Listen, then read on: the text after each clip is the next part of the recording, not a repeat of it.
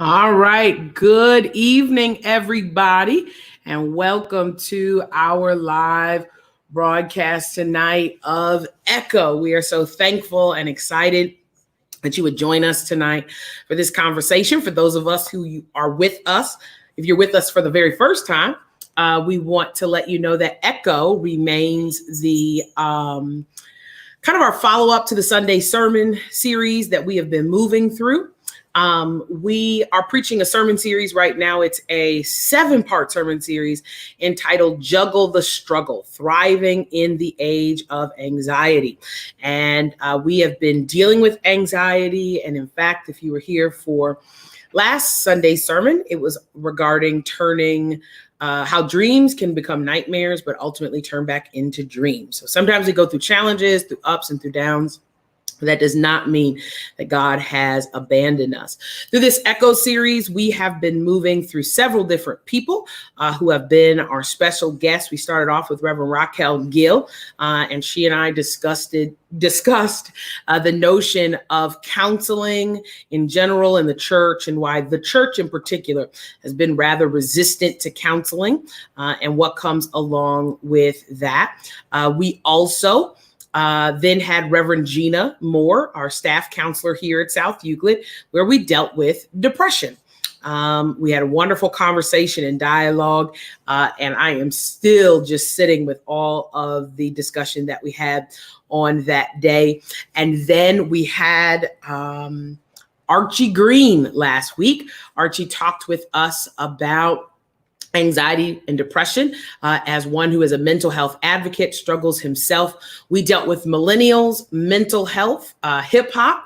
We talked and had a wonderful conversation with him as well. But I am super excited, can you tell, that you all get to meet the woman that keeps me from going crazy. And that is none other than Dr. Josephine Ridley. Dr. Ridley is a very special person in my life and has been walking with me, I think, 8 or 9 years, Dr. Ridley. Like, it's been a while. Going on my 10th year here at South Euclid. So I think it's been about 8 or 9 years. So she's had the opportunity to walk with me through many, many, many seasons and has been a blessing to me in so many ways. And I was telling her prior to this that she, as many of you know, is my silent conversation partner in sermons, that as I process my own life, it helps in the sermonic moment of preaching. And so I'm just so thankful that she would join us tonight. It's funny because I know her as, my therapist, my counselor, Dr. Ridley. That's all I know. But she is an extremely accomplished woman in her own right. She has a Ph.D. in clinical psychology from West Virginia University, and completed her psychology internship at the Cleveland VA-MC with rotations in healthy psychology, PTSD, neuropsychology, and inpatient psychiatry, and worked at several sites in the VA, including the Gambling Treatment Center. Dr. Ridley is a licensed clinical psychologist, assistant chief of psychology at the VA Northeast Ohio Healthcare System, adjunct associate professor of psychology at Case Western Reserve University, and is active in private practice where she works with adolescents, adults, and geriatric climates. Y'all, she works as hard as I do because she maintaining all these jobs, Dr. Ridley, because she loves what she does. Many of you who have come to me in the past, I have referred you to Dr. Ridley. So it's funny because I tell members of the church all the time now, in the waiting room, you could see people from the church, but just know we have HIPAA in place, all is well. So many of you come to the church and you meet with Reverend Gina, and we have some folks who we often refer out to Dr. Ridley, but she has indeed been a blessing, and I'm really excited for the discussion tonight. So make sure that you like, you click, you share so that you can participate. Our focus tonight is on anxiety. So Dr. Ridley, welcome to South Euclid. When you're here, you're home. So welcome home, at least virtually, tonight for our discussion. So thank you. It's my honor to be here. Thank you so much for inviting me. Amen. We want to remind you to like, click, share, subscribe. If you know anyone who is struggling with anxiety or struggling with mental health, this is a great avenue, particularly if they're resistant to church, which we get and we understand, to invite them to come in and be a part of this discussion tonight. So we are going to jump in. We, as always, remind you to please consult your healthcare provider. They know what is best for you as it relates to these, but we are simply providing this as an avenue for conversation, and we are looking forward to being here and having this conversation with you tonight. All right. So with Dr. Ridley here, I was telling her that the question I have been kind of kicking off and leading off with all the people who have joined us over this amount of time is just growing up in your own life, did you know anything about counseling? Was that something you were exposed to? You didn't find out about that until maybe you were a little older or as you were looking for vocation. But if we're going to talk about counseling tonight, I just would like to know from your own experience, what was it like growing up? So growing up, no, I did not really know anything about counseling, but I did learn a little bit about psychology, I should say. My sister was much older than me. She was like 12 years older. And so when I was about 6 or so years old, she was taking classes at Cleveland State to become a special ed teacher. And so she would take me and my little brother to her classes. And she being in education and getting her degree as a special ed teacher, she taught me to read early, and I was reading at a high level very early. So I sat in her college classes, wow, just absorbing all of this information about individuals who had special needs. So I was learning about autism, and at that time they referred to mental retardation as opposed to developmental disabilities. So I was learning all about that, and I was just so fascinated, and I was just absorbing it. And I remember we were, and here's a little personal stuff about me. I grew up in the projects of King Kennedy, Yellow Doors project. Okay. And I never knew that. I had a neighbor, a friend in the neighborhood, and she had a little brother who had been diagnosed with, at that time, what they called educable mental retardation. And I remember sitting through my sister's classes, and then we came home one day, and I said to my sister, it's a shame that when people see Christina's little brother, all they're going to see is that he's retarded, but truthfully, he's got educable mental retardation. So he can learn and he can do a lot. So this was me at 6 years old. Hilarious. My sister would tell you that story. So when we say you've been doing this a long time, you mean a long time. Hilarious. Yes. But you're right. I never really heard about people going to counseling or therapy or anything like that until really I got into college. That's when I really found out about it. I knew I wanted to be a psychologist, but I did not know the different types of psychologists that exist. I knew that there was something called developmental psychology, but I did know I wanted to be a psychologist. But I didn't know people who were in therapy. I knew a lot of people who struggled with mental illness, though, and I even have mental illness in my family. And so I've seen a lot of it, and I knew a lot of it, but I did not know particularly about somebody going and sitting and seeing someone and talking about their problems. Wow. Really helpful. So tonight our subject is around anxiety, which is one of the areas that you specialize in. Can you just talk to us, again, in layman's terms, what is anxiety? What is it? That's an excellent question. And you know what? It's an excellent question for a number of reasons. I even recently had a client tell me that they didn't know what anxiety meant. And that when they had went to their primary care doc, the doctor said, I think you struggle with anxiety. And they went home and they looked online and they tried to figure it out. And they were like, oh no, I don't want to have that. So I'm glad we get a chance to talk about it. So anxiety is pretty complex. Okay. Anxiety can involve the same system in your body as fear. Fear is an emotion, right? And we know fear is a necessary emotion. It actually leads us to respond when we're physically threatened or we perceive a threat, right? Well, Right. anxiety is just a little bit different because sometimes we experience anxiety in response to threats that are not happening at all and may not happen. Okay. Sometimes anxiety is an emotional response that also carries with it a physiological response, a behavioral response, and a cognitive response to some future event that we think might happen. In fact, the way I always describe it to my clients is that anxiety is about living somewhere in the future, reaching out to the future, grabbing some unforeseen thing and bringing it into your present and acting like it's happening right now. Mm. And depression is about living in the past, what you've lost. And so both of those take you away from the present. Mm. Um, but, people often don't want to feel anxiety. Right. Anxiety is one of the most uncomfortable emotional experiences for anybody. Mhm. It's not always incorporating all three, the physiological, the cognitive, and the behavioral, but often it does. And there are a variety of anxiety disorders, a wide range of them, and they're not just one thing. And it's a little complex, but I guess the best way to think about it is it's an excessive fear emotional response Mhm. to not always real threats, more Gotcha. perceived threats or future Yeah. happenings. Okay. Okay.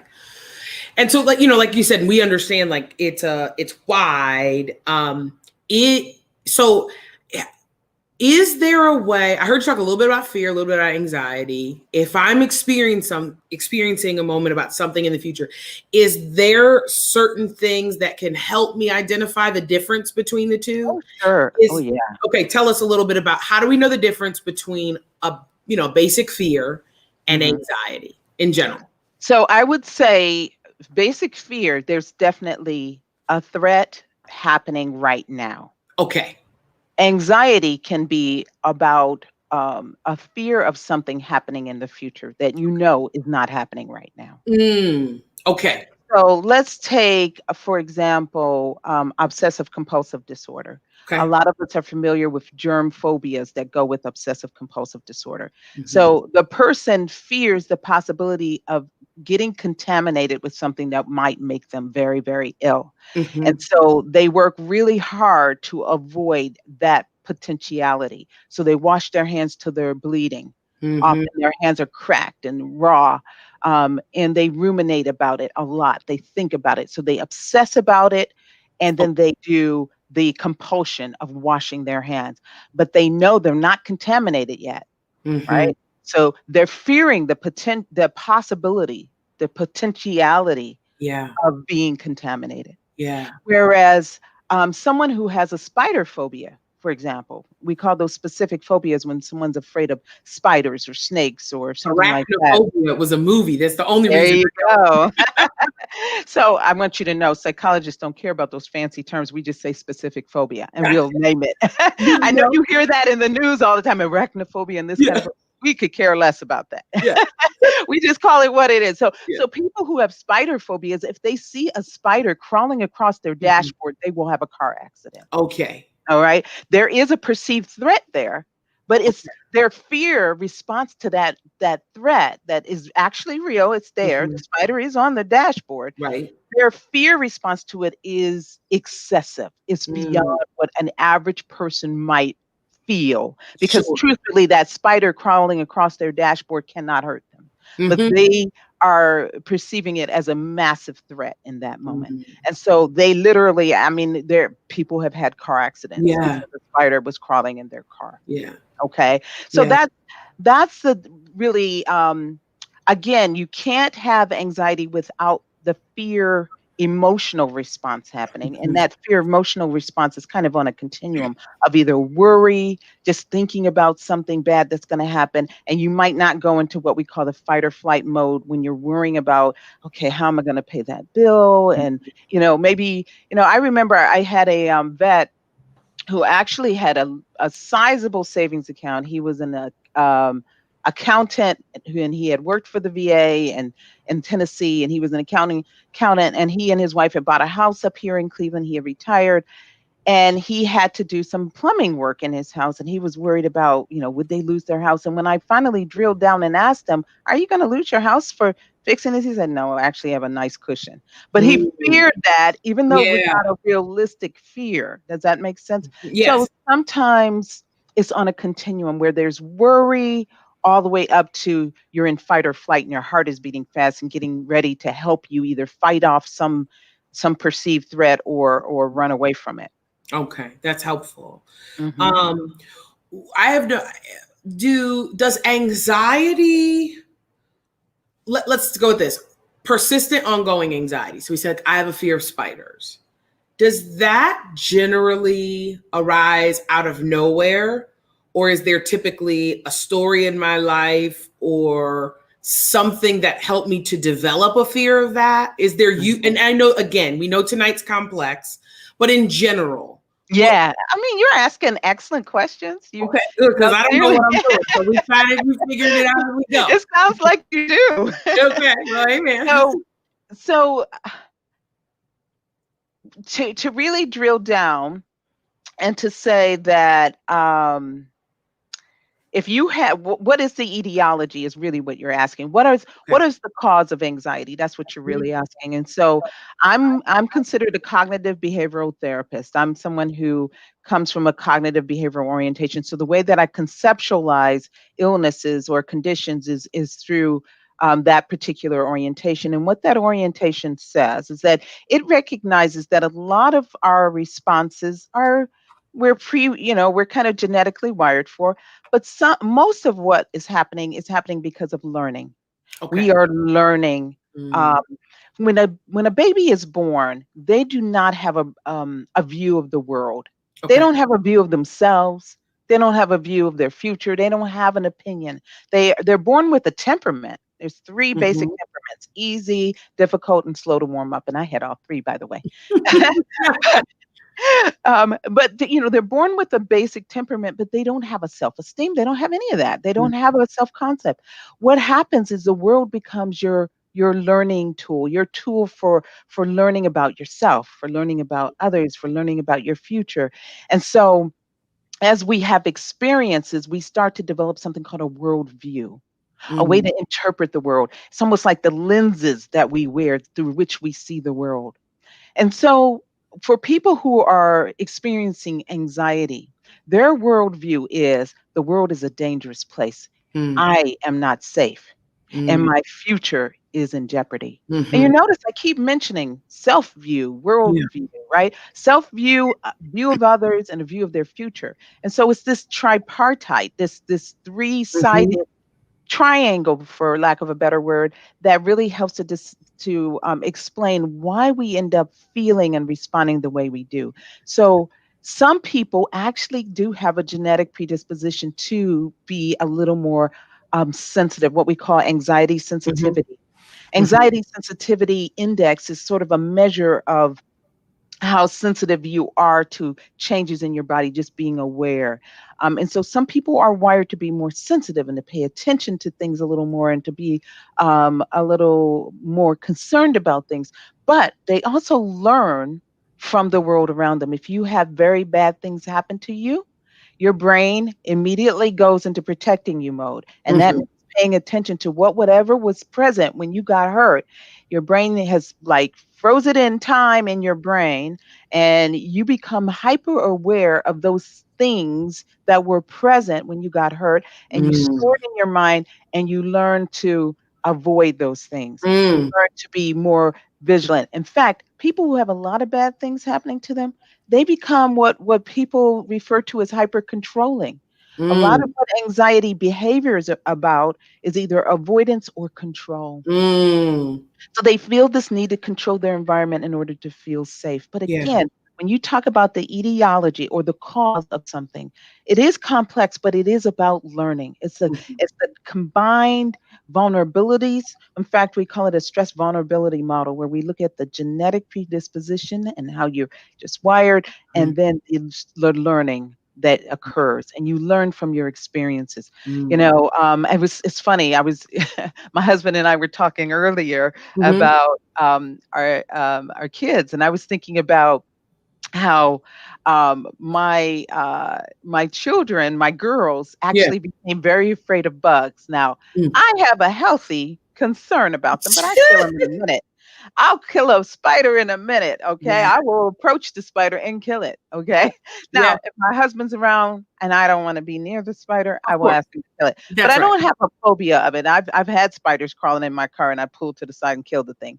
But Yeah. my kids, my girls are deathly afraid of spiders because their aunt, who babysat them a lot, hated all bugs and was scared of all bugs. She was Mm. always spraying when they would Yeah. go outside. She'd have to have all the bugs sprayed. So they developed their healthy fear that went Gotcha. beyond that to from their auntie.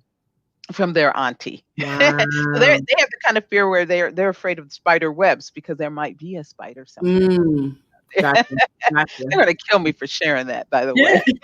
They'll be all right. They'll be all right. No, this is really good. And actually Sunday sermon is, so that's good to know, because Sunday sermon is about how that control is a lot of the root of the anxiety, that Yes. if we It's can't the control it. behavioral expression of it. You almost, Mhm.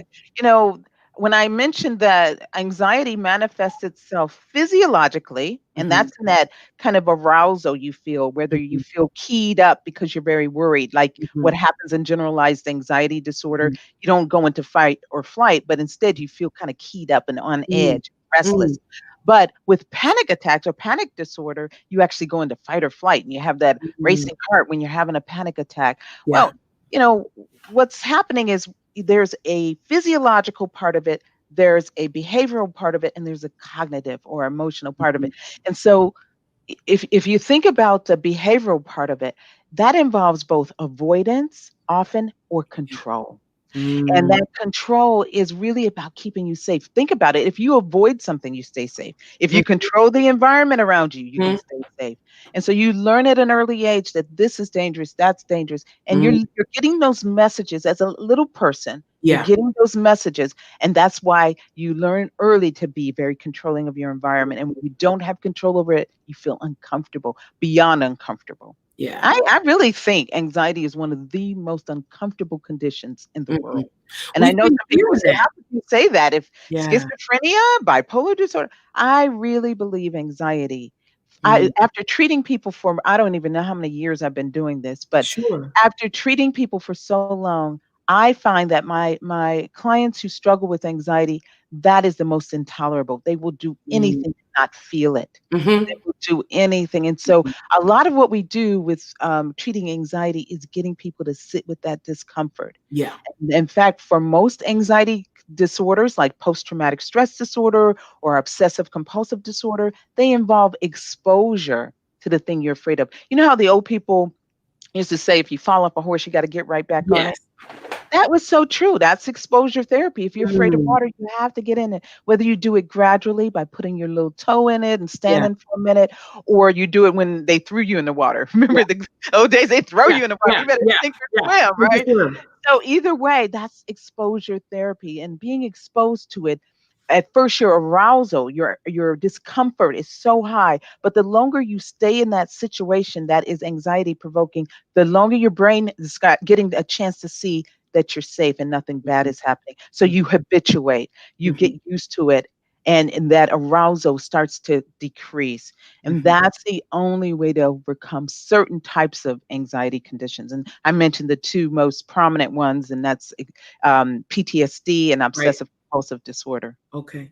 Um, that's good. That's good. That's good. So let me ask you this question. When you look at, I'm taking notes so I can Mhm. answer these questions. When you look at our current climate in our nation, right? We're dealing with COVID. We're dealing with, even if it's not stay-at-home orders at this point, we're still very confined, right, to our Mhm. Mhm. limitations. We're looking at the political climate with the election. We're looking at the racial climate and tension that is Mhm. continuing to erode. We're looking at an economy that is crumbling at the seams, right? So just those five big things. I'm sure there are others that we could be right that we could add in. I think when I started this sermon series, they were saying like last year, anxiety was like 1 in every 4 people. Mm-hmm. I'm making an assumption that that number is probably higher at this point, but maybe not. Are you seeing an uptick in anxiety just in your general practice? I know you also do work at the VA hospital. Talk to us a little bit about, in this current climate, what are we seeing as it relates to anxiety? Sure, sure. And again, I'm going to say anxiety in a layman's term. Sure, please, So please. I'm not seeing an uptick in people developing anxiety disorders, but I Okay, am seeing an increase in people feeling anxious. that's good. We Yes. got that. Yes, And yes, and and their fear is realistic. There yes. is a realistic fear of contracting COVID-19. Hmm. There is a realistic fear of spreading COVID-19. There's a realistic fear of losing their jobs or not having enough money or Hmm. the unemployment not coming Hmm. or, the stimulus not being passed or, there's just this uncertainty. Yeah. And so that makes sense to me. And so, Hmm. yes, across the board, and it's affecting everyone. I Hmm. want you to know it affects your medical doctor, it affects your Hmm. psychologist, it affects your Hmm. everybody is feeling this level of uncertainty Hmm. and this concern, this fear of what will happen next, what will happen to our country, Hmm. what will happen to our neighbors, what will happen Hmm. to our family, what will happen to us. So that's a real threat, not just a perceived threat, a real threat. Hmm. Those are real. And so we're having a response to that. And because it's so chronic, Yeah. and we're not seeing any relief. Hmm. Early on, we were kind Right. of like, we were bucking up. We are in this together. Remember in March, we were Hmm. like, we can do this. All we Yeah. need to do is just kind of do this social distancing and see what happens. See if we stay at home, maybe it'll filter itself out. We won't see it anymore. Well, then the next thing you know, there were upticks in Right. numbers, and so things didn't get better. And so then we started to feel this sense of dread that maybe it would even get worse. Yeah. And so that helplessness, that uncertainty, all of that is affecting everyone. So, not an increase in anxiety disorders, but an increase in anxiety, yes. And Mm. it's manifesting itself in a number of ways. People are having more insomnia, more difficulty falling asleep. Mm. People are also starting to have more GI distress because, they're having Mm. this chronic kind of elevated arousal. And so, of course, you guys see on the commercials the stress hormones, Yeah. right? Yeah. Cortisol, right? Yeah. Adrenaline, all of those stress hormones are not really meant to be elevated for long, consistent periods, but Right. they're being elevated for long, consistent periods. And so that's affecting your digestive system. It's affecting people are getting headaches more often. People are more irritable. They're more short patient. All of these are just kind of outgrowths of the anxiety that is chronic. Mm. Wow. Okay. Now, let me ask this question because you work at the VA hospital. Um, there's kind of, and again, I'm a layperson, so there's kind of this general population of people, and then this is VA population of people are people who have served in the military. Um, does anxiety? I don't know. It's interesting. I imagine yes, anxiety manifests in people in the military. I see people in that level of service, right, as tough fighters, guns. And I'm just asking because it's a question that just occurred to me. How does anxiety manifest in soldiers? hmm It will manifest in the same way as it does in men in the general population and women Okay. in the general population. It manifests pretty much in the same way. The difference between the military culture and the veteran culture versus Okay. the civilian culture is Okay. that in the military culture, you're taught not to show your emotions. You're taught to hide them. Mm. In fact, if you think about boot camp, what they do is they have them do routines over and over and over again, right? They go Okay. through maneuvers over and over again. So they practice taking apart their gun and putting it together Mhm. repeatedly. They do all of that practice so that when they're in a dangerous situation, their learning will kick in automatically. And then later on, they'll feel the fear and they'll experience Mm. the fear of it. Um, so they experience it, but they're taught not to show it, which I think is, a part of what happens in socialization in our country in general with men. And Mm. so, there were old expressions like big boys don't cry. So when Mhm. you talk about why is it that people in the church don't seek therapy, there's this idea that somehow if you experience anxiety, then you're a scaredy cat or you're weak. Mhm. When Right. actually every human being experiences fear. That's right. Every human being. There's no one who doesn't. Everyone feels anxious every now and then. So everybody feels it. That's pretty normal. That is 100% normal. When we talk about anxiety disorders, we're talking about moving beyond the norm to an extreme Mm. where it is really hampering your ability to function. So most of us, while we're feeling a little uneasy in this time, maybe even having insomnia, we're still going to work or we're still doing whatever we need to do. Yeah.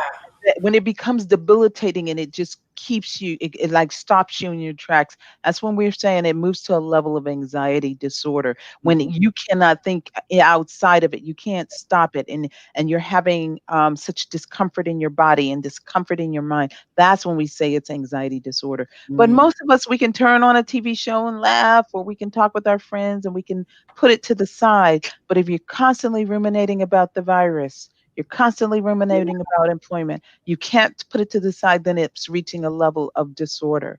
Does Mhm. does that make sense? So Yeah. yeah.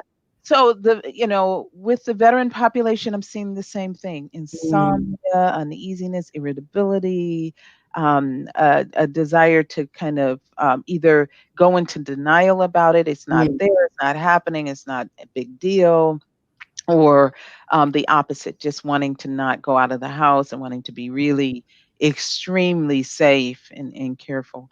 But Mm. I guess if there's one thing I really want to hit very hard is to Mhm. say that mental illness or having a psychiatric diagnosis is not the same as weakness. That's My right. veterans that I see are all strong. You're right, That's they're good. all strong, but they hurt and they Yeah. cry and they get help. And unfortunately in our country, I don't know where we got this idea that crying is a sign of Mhm. weakness. So many people come to me and say, I don't like to cry in front of people. I say, Yeah. but laugh in front of them. Crying is just one more form Yeah. of expression. And when I see people's tears, I'm not uncomfortable, and I never had been, because I see it as just a physical expression of what you're feeling on the inside, whether it's tears of joy or tears of sadness. Yeah. It's just a physical expression. It's not a sign of weakness. Yeah. Give yourself room to cry. Give yourself room Absolutely. to feel. It's not fair to you to stuff your feelings. There's a term called lexithymia. And Mhm. what that means is an inability to access your emotions. And you Mm. see it most often in men. Mm. Okay?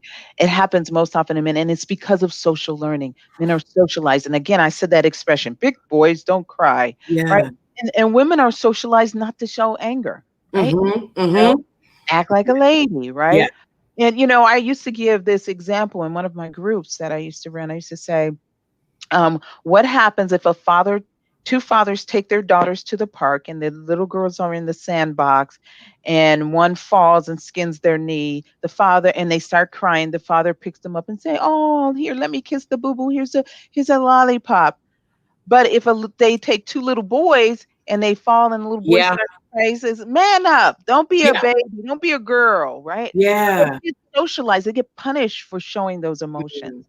And the little girl gets reinforced for crying. And so Mm. then if you have those two same little girls in the sandbox and they start to fight, they say, nice girls don't fight. Now, Mm. two little boys start to fight in the sandbox. They say, well, boys will be boys. Yes. Yes. Yes.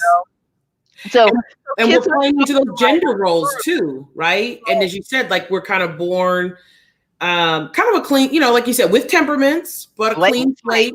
You And we can't tell teach a boy from a girl except looking under their diaper. absolutely. Absolutely. No doubt. They show their emotional range That's equally. right. Wow. Now you mentioned something. You said that I found this very interesting. PTSD, Mhm. and I think you said obsessive compulsive disorder are their root is in anxiety, Mhm. correct? So Both I are considered anxiety disorders. okay. So I understand the obsessive compulsive you used a great example earlier on about the washing of the hands and all that. But PTSD is post traumatic. Mhm. Right?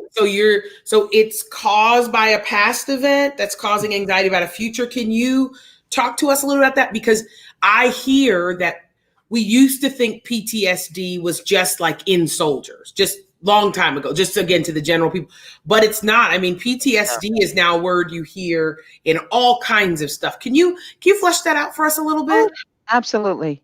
So post-traumatic stress disorder is a condition that occurs um, actually not as frequently as people think.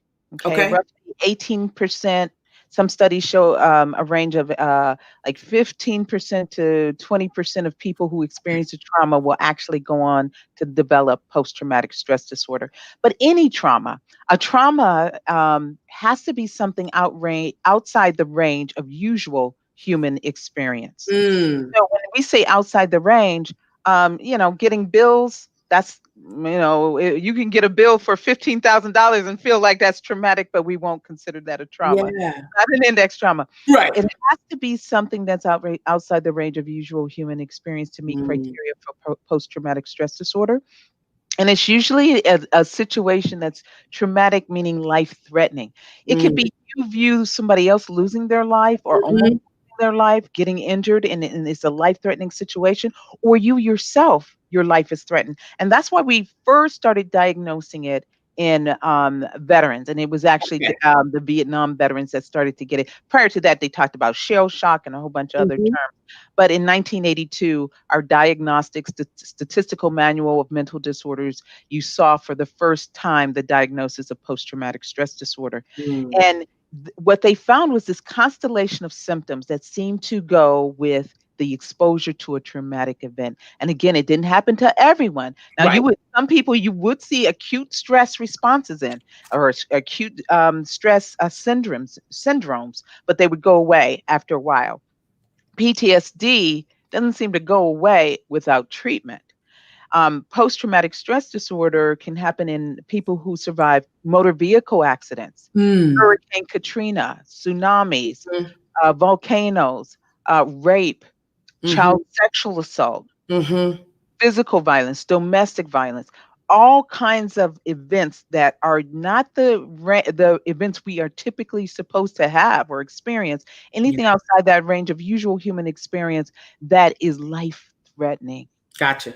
threatening to someone else or threatening to you. Mm. And now I do need to tell you this. So we are on our fifth version, and I shouldn't even say fifth, it's really multiple versions, but we're Mhm. on our DSM 5, Diagnostic Statistical Manual of Mental Disorders. We're on the fifth edition of it.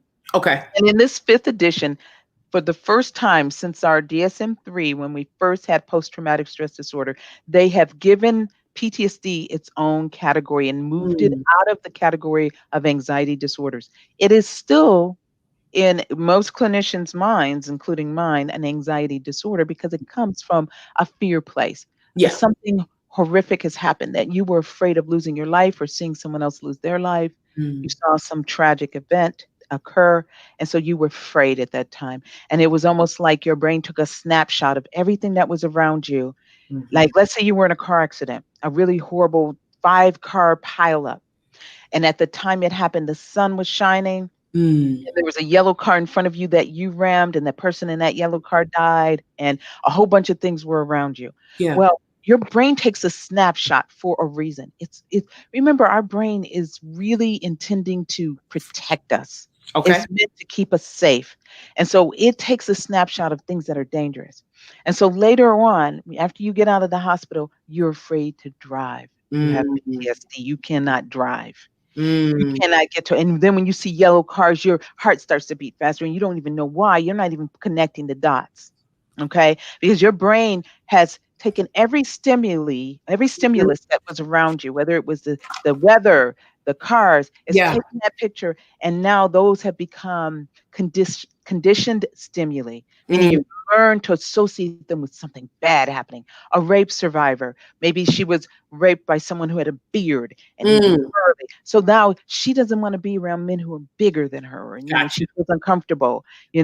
Again, associating, or maybe it happened at night, so now she can't sleep at night. She has to be awake at night and sleep during the day. So Mm. she's associated those environmental aspects with Yeah. the trauma itself. It's a learning thing where we kind of pair something with something else, and it becomes associated with it. Wow. This is good. So let's kind of turn our conversation a little bit. I also want to leave some time for questions. We've got some good ones coming in, and I've been jotting them down. But I want to talk about, in my mind's eye, and please, again, I'm kind of learning as we go. I see there are two forms of treatment in a way. There is non-prescription based treatment and probably some prescription based treatment. And that's a guess. I'm just probably more than that, but just as a regular person. Can you talk to us first about if we are someone, and I know that there's a variety of ways that this is complex, but we are someone who is dealing with anxiety right now in this current just climate of our nation. So let's kind of put it in that. Medicine is not for us right now by our doctor's prescription or whatever. What are some of the things we can do? Like you always say to me, get exercise. And I'm always like, oh, Dr. Ridley, I don't want. And you always say to me, like, it doesn't have to be, strenuous, but like, that's one of the things you always say to me.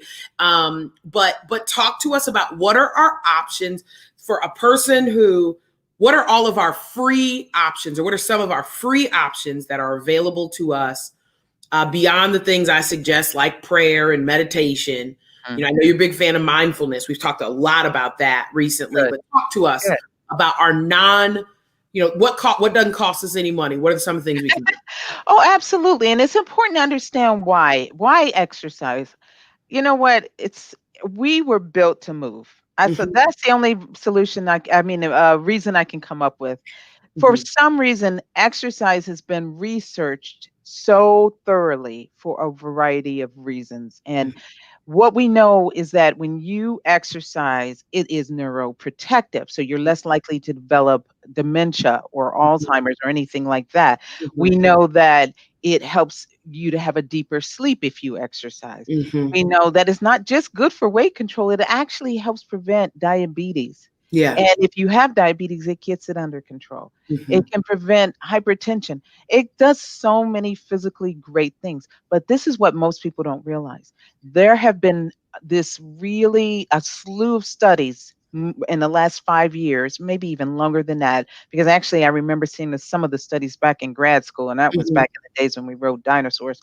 So I've been seeing this all along. But what psychiatrists are now doing is prescribing exercise to treat anxiety and depression. Studies have shown that exercise is as effective as antidepressants at treating moderate to severe depression. Wow. They've done head-to-head studies. Same thing with anxiety. If you think about anxiety, you usually feel arousal. You don't feel sleepy. You don't feel relaxed. You feel arousal. And so your body's building up tension. In fact, the worrying kind of anxiety, like generalized anxiety disorder, there's a lot of worry and your muscles are tightening up and they're tensing up and you feel exhausted. And the best way to discharge all of that energy is to move. And when you do that movement, your brain is naturally causing the release of pain relieving hormones. Wow. The same places where cocaine is activated in your brain is the same places that get activated when you exercise. That's what they mean by that post-exercise high. It doesn't feel the same high. Yeah. It doesn't feel like that because it doesn't create this long-term racing heart. People who use cocaine can end up with heart attacks and strokes.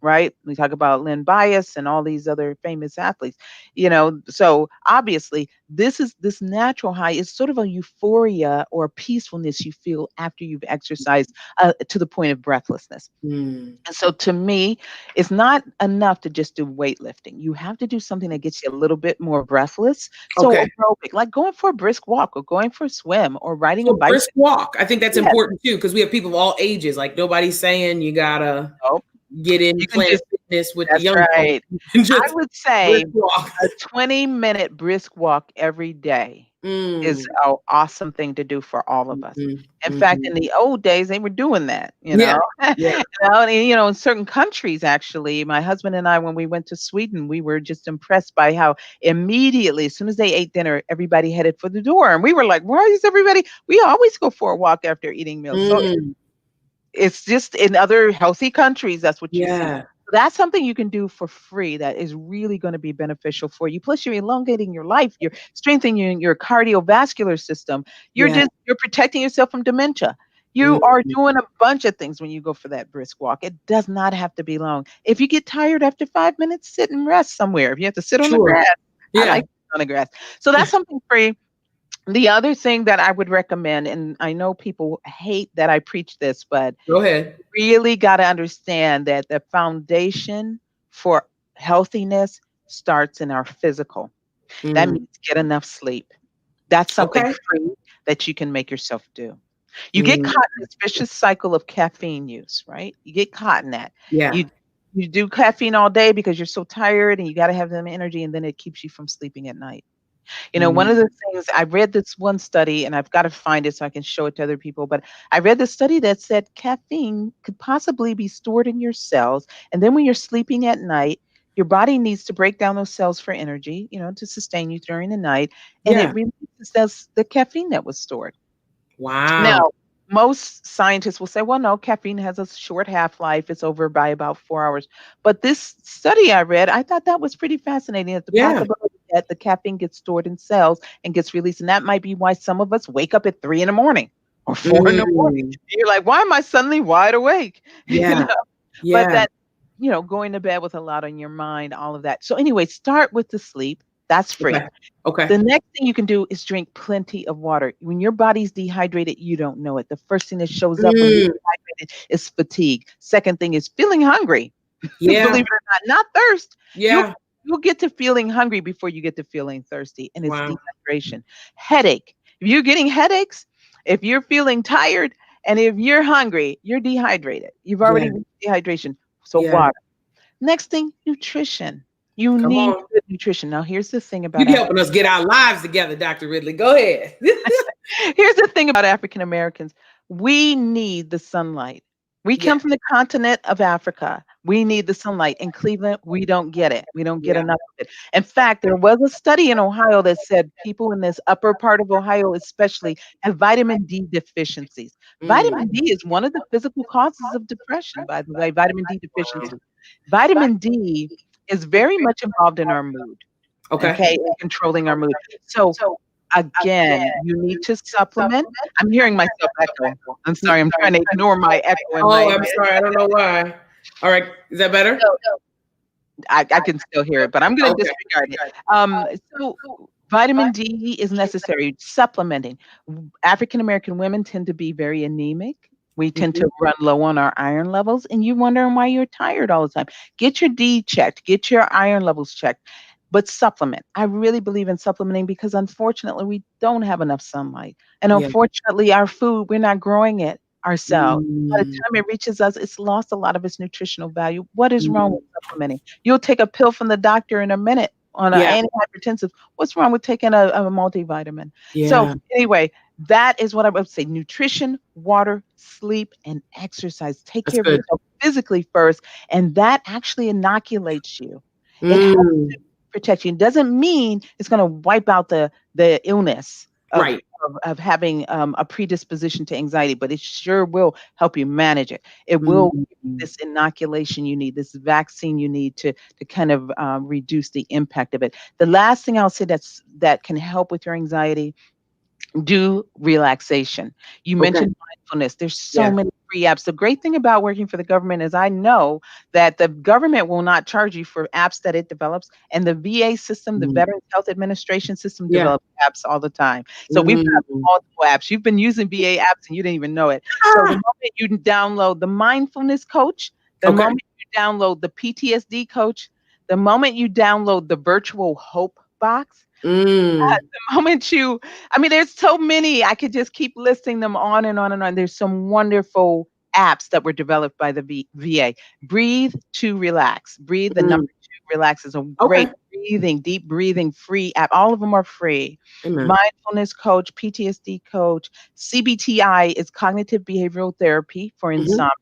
That's a free Mm. app. The mindfulness coach is a free app. There's just so many wonderful apps out there that you can download that can help you to relax. My favorite though is the virtual hope box.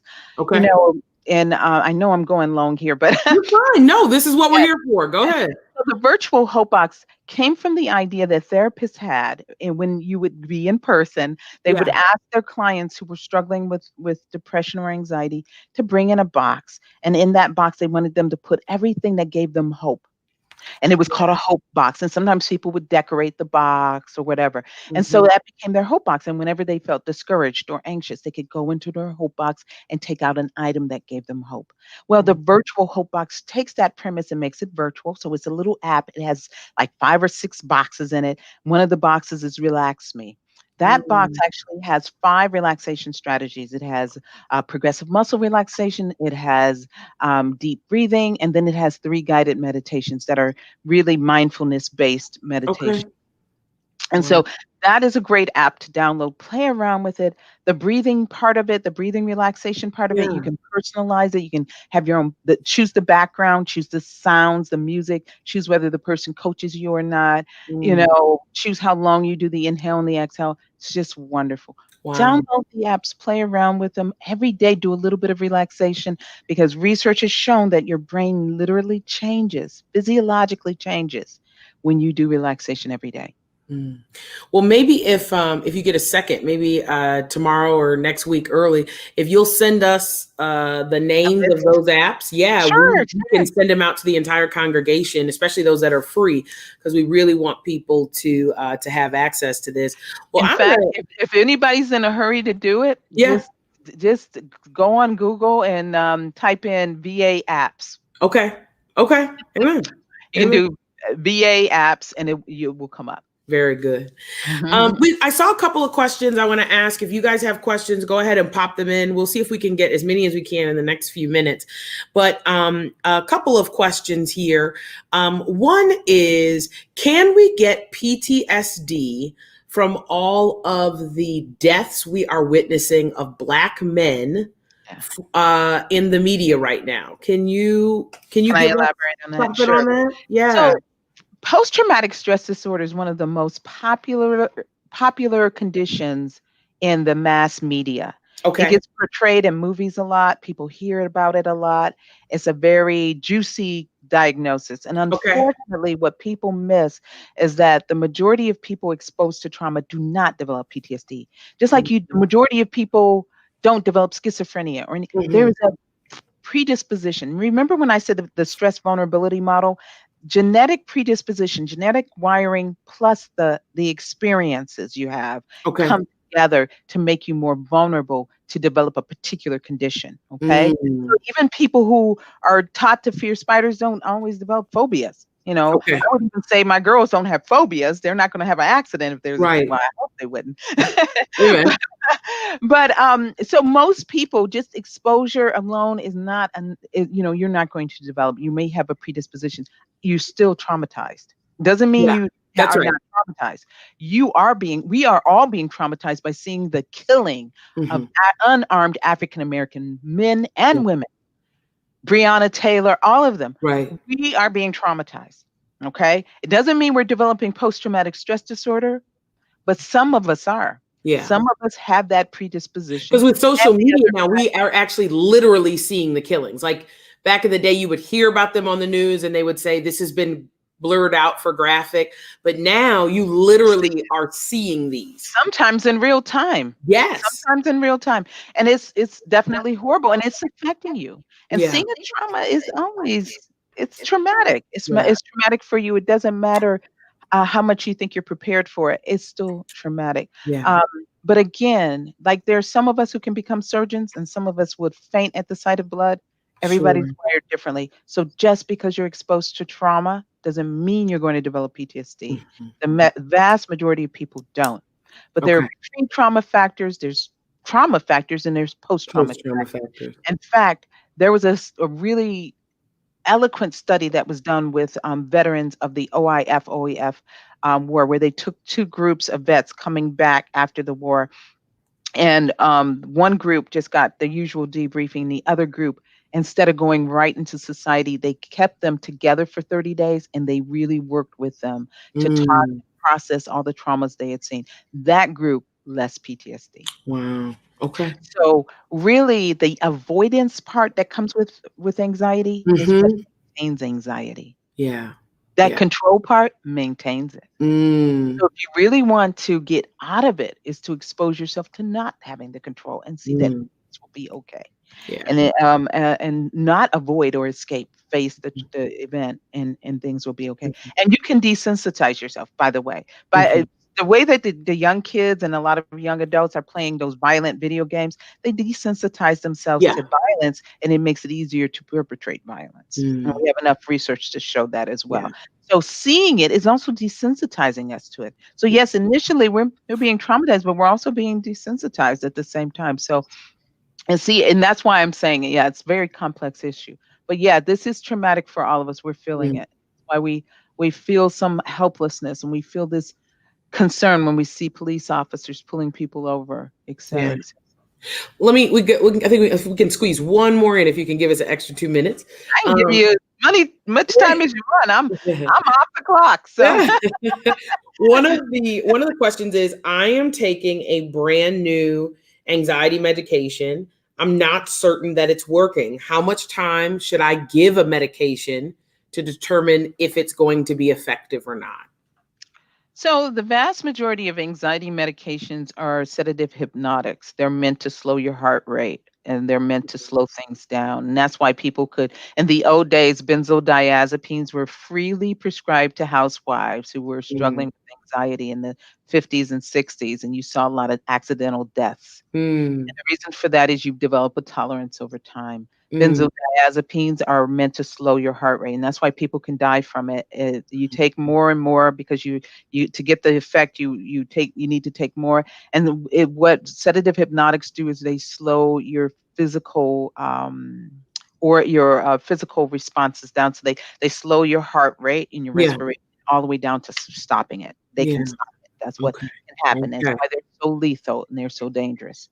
Um, that being said, your doctor is prescribing it because they know that you're going to take the right amount and they know you're going to take the amount they give you and they trust you and Hmm. you will follow their recommendations. If you don't feel like it's working, if it's a benzodiazepine, it should be working. It should be Hmm. slowing your heart rate. But what it doesn't do is take your worry away. That's Right. the problem with anxiety medicines. We don't have any that take your worry. That's right. Now, some antidepressants like Prozac or Zoloft, people say, "Well, I just don't care anymore once I took it." Yeah, that's kind of what will happen from those. So Hmm. in that sense, the anxiety is gone because the worry is stopping, Hmm. right? Because you Right. don't care anymore. But people say, "I don't feel myself." So Mhm. I am pro medication, by the Yeah. way. I'm not anti-medication, Yeah. Me but I too. want you to know the real truth about Hmm. there's not a magic happy pill. That's right. Your medicine will not stop the situations that are contributing to That's your right. stress. That's right. If your children are acting out and you're worried about them, taking the pill isn't going to take that anxiety and worry away. If you're facing unemployment or you're facing bills you can't, the pills won't fix that. If Yeah. you're facing homelessness, if you're facing a breakup or a divorce, the pills don't fix that. And Yeah. that's why you've got to really find ways to make your body as healthy as you can. Find ways to cope and relax. I have the serenity prayer on my wall. Yeah. And the reason I have it up there is because it just is such a Mm. practical statement. It says, God grant me the serenity to accept the things I can't change. Yeah. Serenity is peace.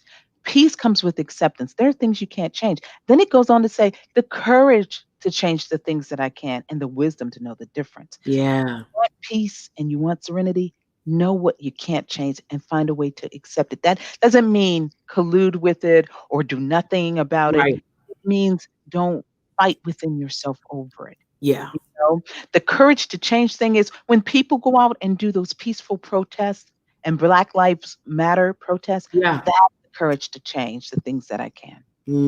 That's Okay. good. But, certain things you work for solutions. And if you've got a kid who just, is acting out and you can't control them, they're an adult, Yeah. find a way to accept it. You create an environment where they're safe if they want to be with you. And if they're not, but again, you figure out what you can control and what you can't. That's good. Thank you so much. This was super helpful. Would you all help me thank God for Dr. Ridley? We're Oh, so, so, so, so thankful. This was so informative. just really helped us, I think. We couldn't get to all the questions, but I think at least those two were really, really helpful with where people are. So thank you, Dr. Ridley. It was my absolute pleasure. And really, truthfully, we could learn about this for hours and hours and hours. There's so much to cover. But I was grateful to be invited. It was such an honor. Thank you. Well, we want to let you know that ECHO will continue next Thursday. We'll be back 7:00 p.m. again right here. My guest will be Eric King. We're going to talk about anxiety and depression in men and in boys. And so it's not just for men, it's not just for boys, it's for everyone. And then the following week, Dr. Tiffany Dent will be with us. We're going to talk about anxiety and depression in women and girls. And that will be our last session in that sense. So we are just really, really grateful that you've continued to stick in here with us through these ECHO series. We're really grateful that this has been a blessing to you. I want to personally say, and this is my own personal philosophy, like Dr. Ridley, because I'm going to preach on this in 2 weeks, I think, 3 Sundays.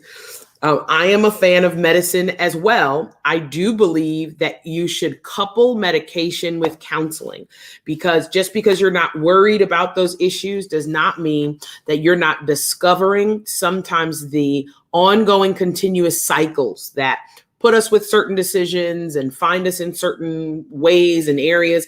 And so the more we talk about those and deal with those, when we put that with the medication, that's where I think we find total healing, because we're doing our work. You all know me. You have to do your work. And Dr. Ridley makes me do my work. And so I am so thankful to her. And I'm still been chewing on the stuff from our session the other week. I mean, just really it walks with me, and I think about these things, and I got to be willing to dig in and do it. So thank you again, Dr. Ridley. Thank you to all of you who have continued to stick with us through the ECHO series on Thursday nights. It has certainly been a blessing. And we will be back next Thursday again with Eric King. So get your folks, get your men, get your boys, and let's get in here. I particularly hope that in this next session and the following, we'll not only talk about it just, in men and boys or women and girls, but we also want to talk particularly about how the schooling changes may be affecting the mental health of our young people. And as parents, what can we do to help our young people process? Some people are not going back to school. Some people are going to school. And there is a lot that is yet to unfold about our mental health. But until next time, we'll see you. Thank you so much for hanging out with us tonight. And again, thank you, Dr. Ridley. And we'll see you next week. Take care and be blessed, everybody. Bye-bye.